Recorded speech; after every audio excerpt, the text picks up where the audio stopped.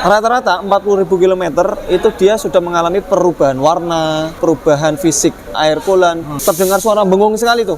Itu ciri-ciri radiator mengalami buntu. Atau mungkin cara kita untuk mengganti air coolant itu adalah kalau udah berkarat kayak gini, nanti yang dikhawatirkan adalah AC sini, Pak. Itu yang salah satu paling cepat rusaknya adalah motor fan. Yang kap mesin. Megang kap mesin, panas banget. Panas sih. Assalamualaikum warahmatullahi wabarakatuh, Sobat Apedia. Selamat sore dari bengkel kesayangan kita, AHA Motor Yogyakarta. Masih dengan konten-konten terbaru yang mengedukasi Sobat Apedia yang selalu setia menonton konten-konten kami dari Yogyakarta. Bengkel AHA Motor tidak jauh dari Terminal Jombor. Silakan Sobat Apedia yang mungkin kendaraannya sedang ada kendala ya, apakah itu matic, transmisi manual, atau kaki-kaki yang berisik ya. Nah, dan apapun itu, mungkin kelistrikan, silakan datang ke bengkel AHA Motor. Bisa Nissan, Honda, Toyota, Mitsubishi, datang ke sini untuk bisa konsultasi bersama kawan-kawan. Di sini ada Mas Hardi. Baik, Sobat Apedia, apa yang akan kita bagi bersama Mas Hardi di sore hari ini? Assalamualaikum warahmatullahi wabarakatuh, Mas Hardi. Waalaikumsalam warahmatullahi wabarakatuh. Tahu-tahu nongol aja, Pak, katanya biasanya pembukaan dulu. Siap Mas Hardi, siap. Udah selesai ini pembukaannya. Ya, gimana kabarnya Pak Taufik? Juga teman-teman. Ini sore hari kita udah mau pulang nih, Pak. Iya, udah jam berapa nih? Jam 4:30 ya? Jam 5 kurang setengah jam. Setengah 5 berarti ya. Baik. Ya, gimana Pak Taufik? Ya Mas Hardi, kan kita coba menambah edukasi ya. Ada solusi ya. Iya. Nambah ilmu pengetahuan bersama lah. Bersama Mas Hardi dan kawan-kawan di AHA Motor dan pencinta Apedia. Ya. Nah, ini tentang air radiator, Mas Hardi. Wih, pas banget nih. Saya lagi megang radiator. Oh iya, ya pas banget ya. Bisa dibuat contoh ya? Ya, bisa. Nah, kemarin kan kita sudah sering membahas tentang air radiator itu ada yang dipakai menggunakan air coolant. Ya, coolant. Ada lagi yang pakai air biasa ya. Air biasa. Ada yang pakai air aki. Oh, ada yang pakai air aki. Tapi aki yang mana nih? Aki yang ini, yang biru. Yang biru, ya, jangan yang merah. Yang biru. Nah, air suling. Air suling. Baik. Yang jadi pertanyaan Mas Hardi, kan kalau kita pakai air biasa kan efeknya karatan ya. Ya. Terus nanti di sini banyak apa namanya? Tersumbat gitu ya. Oke. Nah, ada yang sedikit menjadi salah kaprah nih buat kita karena yang sudah memakai air coolant. Wah, sudah pakai coolant nih mobil saya. Jadi aman, nggak perlu diservis atau nggak perlu dibersihkan. Nggak perlu diganti. Atau nggak akan ada efek apa? Tersumbat. Sumbat ya. Iya. Nah, ini bagaimana Mas Hardi? Ya, benar atau tidak? Ya, betul. Jadi gini Pak Taufik, untuk coolant dia lebih cenderung kepada suhu temperatur yang dia mungkin nggak terlalu tinggi, atau mungkin ketika dia dilepaskan panasnya oleh si udara atau kipas motor fan, itu dia cenderung lebih cepat turunnya, itu coolant. Sehingga dia lebih disarankan ya, dan memang kebanyakan mobil sekarang itu udah diwajibkan itu harus pakai coolant. Karena memang kalau pakai air biasa itu kan ada kandungan mineral, terus nanti efeknya adalah karat. Nah, nanti karat itu bisa mengakibatkan korosi. Selain pada unit radiator atau bagian komponen mesin yang dia terkena korosi itu dia bisa bolong, efek dari karat ini sendiri itu akan mengalami penimbunan, Pak, akumulasi, sehingga yang terjadi adalah sumbatan. Ini kalau kita bicara radiator, ini kan saluran airnya itu kan cuma segini, Pak. Ini kurang lebih sekitar tipis ya? 0,8 sampai 1 mm. Jadi sangat tipis sekali. Nah, sehingga kalau di sana dia ada endapan yang dia masuk ke sirkulasi sistem pendingin, kemudian dia melalui kisi-kisinya ini, bukan kisi-kisi tapi jalurnya. Jalurnya ini yang lurus ini. Lurus ke atas nih. Kalau ke atas itu apa, Pak? Vertikal atau horizontal? Vertikal. Oh, vertikal. Yang vertikal ini teman-teman, itu dia mengakibatkan ya namanya mampet. Nah, kalau mampet itu mungkin dari jalur sini dia mampet. Dia masih bisa lari ke yang lainnya. Masih bisa lari yang ke lainnya. Tapi kan jadinya si radiator ini pemanasannya jadi nggak merata, pemuaian jadi nggak merata. Efeknya apa? Nanti bisa terjadi yang namanya rembes di sambungannya. Karena apa? Tekanannya yang dia tidak merata karena ada yang tersumbat. Nah, sehingga dia nggak merata, akhirnya apa? Menjadi rembes. Selain rembes itu sendiri juga disebabkan karena usia upper tank. Atau mungkin usia di sini kan di dalamnya kan tetap ada sealnya, Pak. Sealnya itu dia mungkin sudah rapuh ya, sehingga dia mengakibatkan kebocoran kayak gitu. Nah, itu awal mulanya adalah dari air. air yang dia dibiarkan sehingga dia terkontaminasi sama ya namanya karat kayak gitu. Nah itu kalau misalnya pakai coolant gimana Mas Hadi? Pakai coolant bagus banget. Jadi itu selain dia kandungan korosinya itu kecil, tapi tetap ada namanya jenuh Pak. Jadi coolant itu bisa jadi jenuh. Nah coolant itu kalau jenuh itu efeknya juga endapan juga. Kita pernah dapetin coolant yang dia customer ini memang dia pakai coolant, tapi ternyata dalam jangka waktu yang lama dia tidak diganti.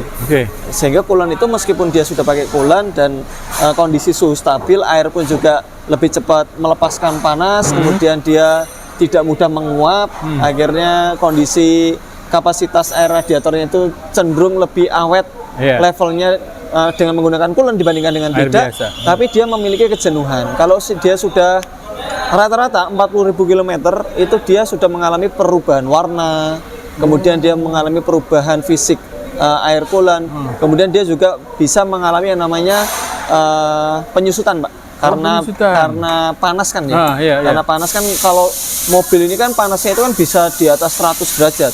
Bisa 104. Kalau misalnya terjadi buntu, pemanasannya pelepasannya itu nggak bagus, itu bisa di atas 114. Akhirnya apa, kalau di atas 114 itu rata-rata indikator overheat udah mulai nyala. Kipas itu udah posisinya kalau misalnya dia bukan yang viscofan ya, itu dengan motor itu posisinya udah high speed, putaran high speed. Nah, sehingga dia terdengar suara bengung sekali tuh. Itu diantara ciri-ciri radiator mengalami buntu atau mungkin yang namanya panas tidak kunjung turun. Kayak gitu Pak Taufik. Nah, meskipun dia menggunakan coolant kembali ya, itu dia memiliki kejenuhan. Jadi 40.000 km itu harus ganti. Jadi bukan hanya ganti yang ada di radiatornya. Dengan cara mengetap di radiator itu kan ada tap-tapan Pak. Nah ini adalah baut tap. Ini fungsinya untuk mengeluarkan air dari sistem radiator. Bukan hanya di radiatornya saja yang dilakukan pembersihan ya, tapi juga di sistem pendinginan. Jadi sistem pendinginan itu meliputi apa saja? Yaitu water jacket yang ada di mesin, ruang water pump, ada ruang termostat. Itu harus disirkulasi. Yang kita pernah buat videonya bersama Mas Triwinarno di belakang kita ini posisinya. Gitu. Itu dia caranya adalah dilepas selang bagian atas. Ini kan radiator itu memiliki dua selang Pak. Jadi selang atas sama selang bawah. Selang bawah ini yang masuk ke mesin, yang disedot oleh water pump. Selang atas ini adalah keluar dari mesin. Nah, cara kita untuk mengganti air coolant itu adalah dengan cara melepas selang atas. Selain kita ngetap di bawah ya. Jadi misalnya kita mau nguras, selain dengan cara ngetap di bawah, itu adalah ngelepas ini ya Pak, selang radiator bagian atas. Caranya adalah kondisi mesin sudah bersirkulasi airnya. Nah, salah satu indikasi mesin sudah bersirkulasi airnya itu adalah dengan tanda motor fan-nya hidup. Kalau misalnya mesin penggerak depan yang sudah menggunakan motor fan, itu kan rata-rata motor fan hidup kan itu di suhu 97 derajat ya. Itu kalau 97 derajat pasti motor fan akan hidup. Nah, nanti ketika dia sudah mati biasanya akan turun tuh, entah di 92 atau mungkin di bawah 90. Nah, sehingga di suhu tersebut maka kita bisa melepas dengan kondisi mesin hidup. Jadi mesin hidup kita bisa lepaskan, atau misalnya mesinnya mau dimatikan, maka pastikan dia tekanannya itu sangat besar sekali dan dibukanya dengan cara perlahan. Dengan cara perlahan menggunakan kain yang tebal. Jadi kain itu fungsinya buat apa Mas Hadi? Itu fungsinya adalah buat meredam tekanan yang ada di radiator supaya dia tidak muncrat naik ke atas.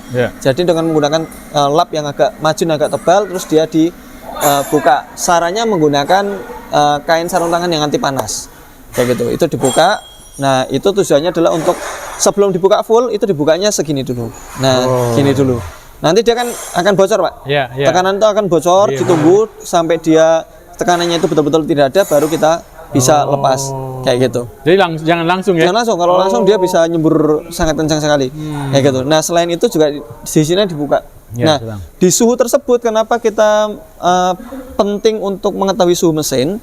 Karena di suhu tersebut adalah suhu sirkulasinya air. Kalau misalnya dia di bawah 86, termostat beberapa tidak buka, Pak. Apalagi kalau mobil mesin QR, itu kan dia memiliki dua termostat, satu termostat, satu water control valve. Nah, itu water control valve itu dia 96 derajat baru buka.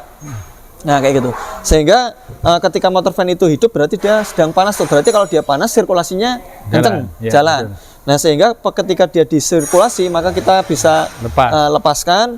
Kemudian sambil dilepaskan kan di sini kan terjadi kekosongan karena apa? Dipompa masuk ke sistem mesin, kemudian dari mesin mengeluarkan. Nah itu kita tuang pakai air dulu.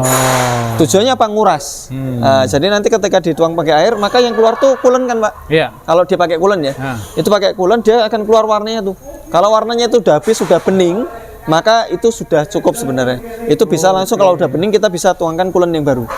Setelah tuangkan coolant yang baru, nanti ditunggu juga tuh sampai dia yang keluar adalah warna coolant. Setelah itu baru dipasang, matikan mesinnya.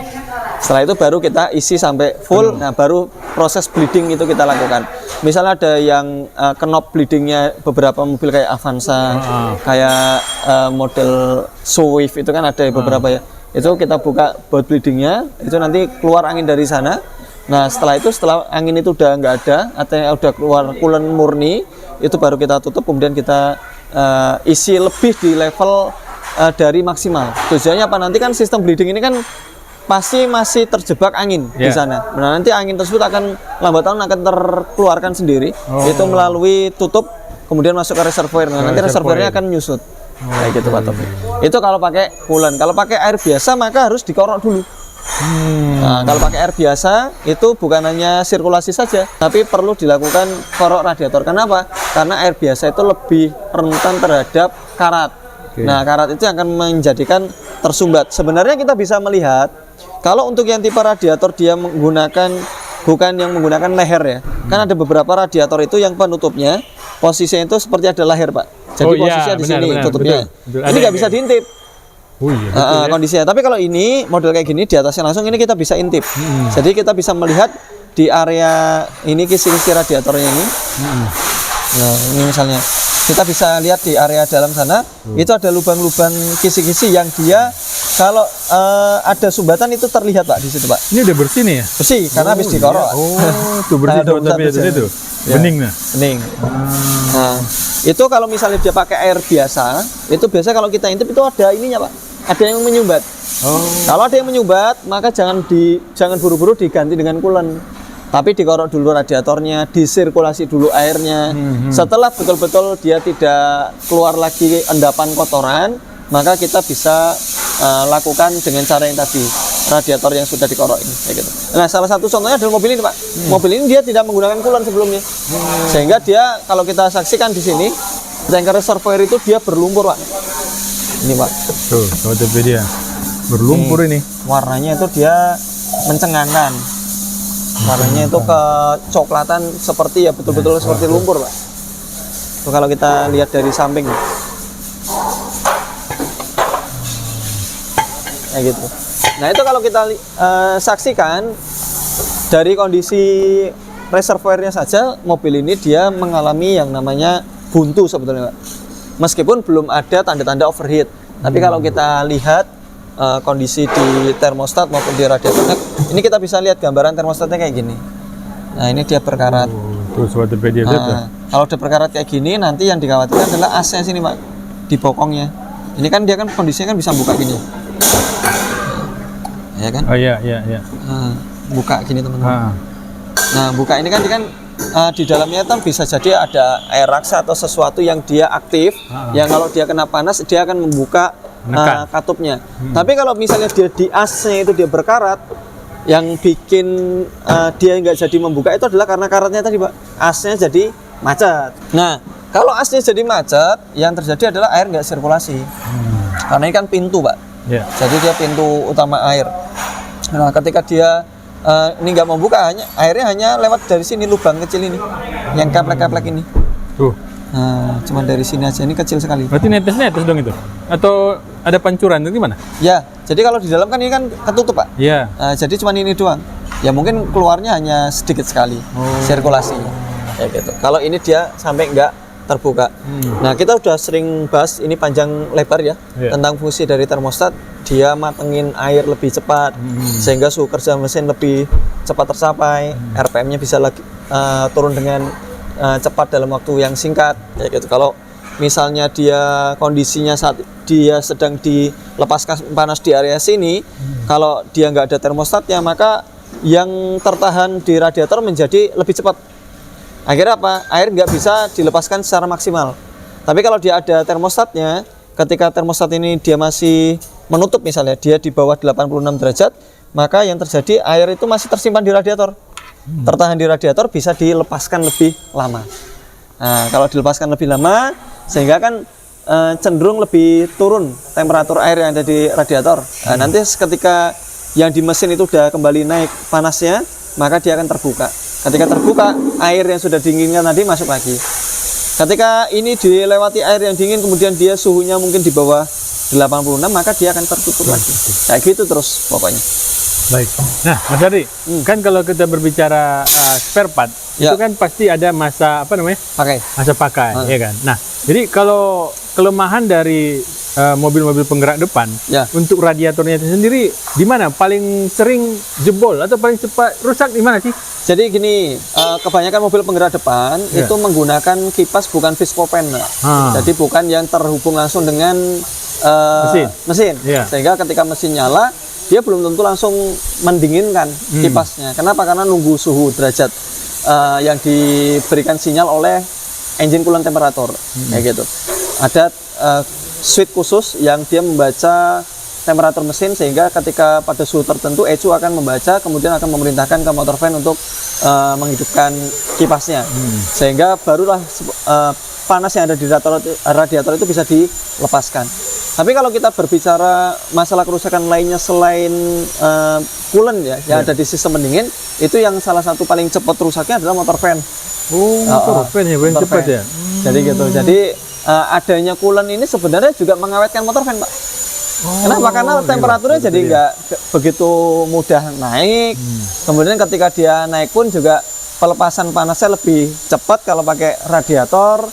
Kemudian karena dia tidak tidak menghasilkan karat lebih banyak dibandingkan dengan mineral, ataupun endapan yang lebih banyak dibandingkan dengan mineral asli, maka sumbatan yang terjadi di radiator juga kecil.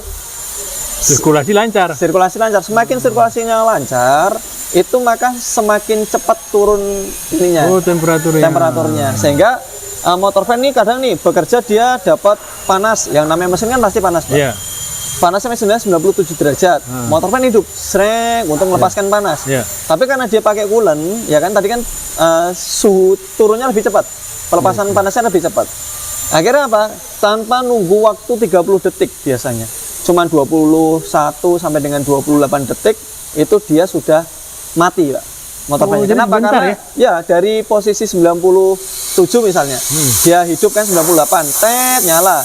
Itu begitu dia dilepaskan, terus karena sirkulasinya dia lancar, ya toh, akhirnya air yang baru tadi, yang baru saja dilepaskan panasnya tadi, itu masuk kembali ke mesin, sampai ke sensor tadi lebih cepat karena sirkulasinya bagus. Begitu sampai si air baru ini tadi udah didinginkan sampai di temperatur tadi lebih cepat, di temperatur switchnya itu lebih cepat, maka suhu yang terbaca itu 92. Maka ketika itu dia langsung off seketika. Jadi panasnya itu dia cepat dilepaskan, sehingga motor fan-nya bekerjanya ya cuma sebentar. Jadi nggak nyampe 1 menit gitu kan, kecuali AC dihidupkan ya, itu beda lagi. Beda lagi.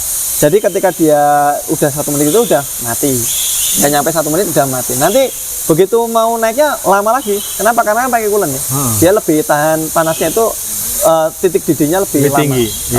gitu, sehingga karena lebih lama panasnya itu tadi mengakibatkan motor fan-nya nunggunya lebih lama. Akhirnya apa? Mas, tadinya saya nggak pakai coolant, motor fan saya itu hidup, Mas. Gitu. Begitu pakai coolant, motor fan saya malah nggak hidup. Itu gimana, Mas? Biasanya kayak gitu katanya. Itu normal. Yang penting kita jangan menggunakan perasaan dalam menilai ini panas atau tidak. Harus menggunakan data. Kadang kan orang kan cuma megang kap mesin, panas banget. Megang kap mesin, panas banget. Padahal suhunya cuma ya normal 90 derajat gitu kan. Tapi begitu dipakai scanner, dibaca menggunakan scanner, ternyata dia memang suhunya tidak di atas 98 derajat dan memang dia belum waktunya nyala, ya udah nggak usah dikhawatirkan. Terlebih kalau motor fan-nya itu dia sehat kondisinya, misalnya di active test itu sehat, atau mungkin dia kondisi lainnya tidak ada penyusutan air. Oh, Nah, iya. itu aman banget, Pak. Bocor ya. Itu nggak ada kebocoran, itu aman banget. Sehingga kami sarankan buat teman-teman yang saat ini, terutama mobil-mobil baru, kita tidak berbicara mobil yang lawas ya Pak. Ya. Mobil-mobil baru yang umumnya mobil baru itu 2005 ke atas lah anggap aja. Itu dia yang masih menggunakan air biasa, menggunakan coolant, itu tetap Pak, tetap harus diprioritaskan dan juga tetap harus di maintenance. Maintenance-nya gimana? Diganti coolant-nya. Seperti yang tadi di awal sudah kita singgung.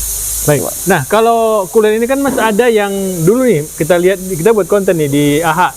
Ada kulen Nissan itu kan konsentrat, Mas. Oh iya, konsentrat kan? harus perlu campuran air. Iya, ada yang memang sudah dicampur. Betul, kayak TMO itu udah dicampur. Nah, pernah ada tuh yang komen, wah sudah kulen kok dicampur air, apa manfaatnya? Nah ini Ya, bagaimana? Ada perbedaan nggak dari kualitas atau seperti ya, apa sih? secara kekentalan untuk yang tipe konsentrat lebih kental Pak.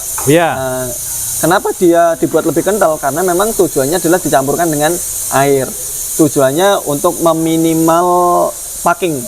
Jadi packingnya misalnya kalau dia siap pakai 4 liter, itu dengan coolant yang konsentrat 1 liter saja cukup.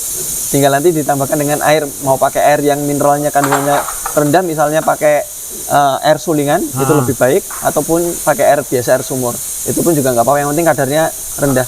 Caranya mengetahui gimana? Cara yang mengetahui adalah ketika kita semprotkan di sebuah besi, itu tidak mempercepat karat. Berarti ditunggu ya? Nah, tunggu aja 2 hari. Itu nggak akan ketahuan, Pak. Wah, ternyata mineralnya tinggi. Karena beberapa kan air itu kan yang dia baru kena semprot pagi, sore itu udah berbentuk di cakram di rotor disk itu ya. Itu udah berbentuk karat, udah jelek gitu. Itu berarti dia kandungannya tinggi banget tuh. Itu nggak bagus buat coolant. Jadi lebih amannya gimana? Ya udah beli aja pakai air mineral. Teman-teman beli air mineral kemudian dicampurkan coolant konsentrat. Itu kalau pakai yang konsentrat. Atau kalau misalnya nggak mau pakai konsentrat Mas, ya udah beli aja yang sudah jadi. Ada banyak merek di sana, ada TMO, Preston dan teman-temannya itu. Itu kalau yang kemasan 4 literan biasanya itu udah siap langsung tuang. Nah, itu lebih simpel, tapi sebaiknya jangan dicampur air. Jadi kalau sewaktu-waktu dia ada berkurang, teman-teman nggak bisa tuh pakai air ditambahkan di sana, karena bisa jadi itu mengganggu kualitas. Sehingga sebaiknya ditambah dengan coolant yang sudah siap tuang. Itu lebih baik, Pak. Baik, berarti itu cara perawat maintenance ya? Maintenance ya. Baik, Sobat Apedia, ternyata mobil yang sudah menggunakan coolant tetap ada perawatan. Ada perawatan. Tidak dijamin bahwa radiator jadi aman. Nah, tetap harus dibersihkan, tetap harus ada penggantian coolant ya Mas ya? Ya betul. Nah, jadi memang pakai coolant itu lebih aman. Dia lebih kecil kemungkinannya terhadap penyumbatan. Tapi tetap 40.000 km sekali teman-teman, atau 2 tahun lah ya. 2 tahun itu teman-teman harus mengganti coolant ya.